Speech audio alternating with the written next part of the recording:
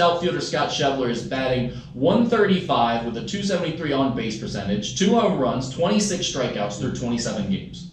Per MLB.com's Jonathan Mayo, Senzel is expected to be added to Cincinnati's roster when the team returns home Friday to face the San Francisco Giants.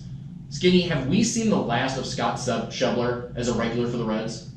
I'd say we probably should. Yeah. I've always thought Scott Schebler is perfectly placed playing right field and batting seventh against right-handers because he does have home run ability against righties. He's shown that the last couple of years. He's not an everyday player. He doesn't hit lefties. Maybe center field is just too much to ask of him playing there defensively and then having to hit.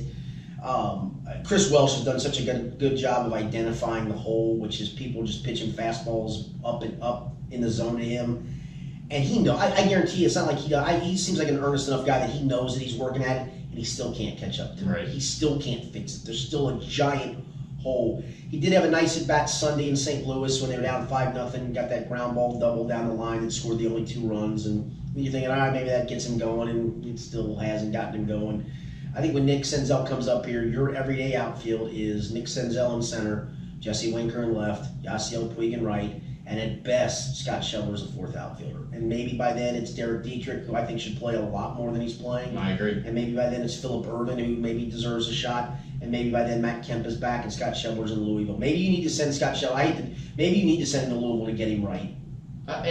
He's always been a high strikeout guy, right? He's a feast or famine kind of hitter. And thing is, he has been able to take walks in the past because you've hit him leadoff, and he's done an okay job hitting leadoff in the past. But it's just, I'm telling you, he looks lost at the plate. Yeah, and I don't think this should be taken as an overreaction to a guy in an early season slump. Because guys slump for a month, they slump longer than that, and then they still come back, and again, they hit to their average, and he'll probably do that. And I think I don't know. He looks really lost. He looks awful right now, but guys do that from time to time. They just keep turning the ball over and rolling it down to third base or striking out every at bat for a month straight. I mean, we see that happen all the time in baseball. Jay Bruce. It doesn't mean they're done.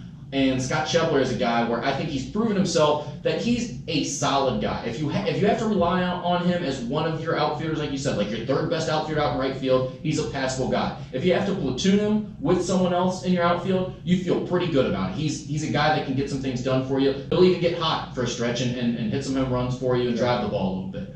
But the problem with him is he's proven himself too much early in his career to where he's going to be paid a certain amount of money going forward. And he's not much better than X guy off your bench or off the scrap heap from free agency or young guy that you're trying to bring up. Like, there's always going to be someone else to play over Scott Schebler. I just don't think he'll ever have a role here again. Here could be your starting outfield next year, and at the very least in 2021. Winker, Senzel, Taylor Trammell. Could be. Puig could still be in that mix if they decide to resign. So where does Scott Schebler fit in a mix like that? He doesn't. And I don't I'm not huge on Winker. I don't think he's. He's much better than I thought he could be an on-base guy. He started to develop some pop, and maybe to his detriment because maybe it's hurt the average. I think he's going to be a 380 to 400 on-base guy moving forward. I always thought if you could get 15 homers out of him, I think he's a 25 home run guy. Well, maybe I'm wrong, but I'm not saying you are, but I'm not like he didn't show it in the minors. Right, I'm not infatuated with him. Phillip Ervin is another guy that I've heard people say will play someone with potential over Schebler. At least Ervin has potential. He's another guy that I don't know if he's really shown me anything. But have you ever given him an extended period of time like you've given Scott Schebler? Not at all. And so I think that is the argument, and that was the point I was going to get to, is that I'm not infatuated with these young guys coming up necessarily. Even Senzel to this point, he looks like he's going to be pretty good, but he hasn't exactly proven that he's going to be some dominant force at the major league level yet. Well, of course not, because he doesn't have a major league at bat yet. Right.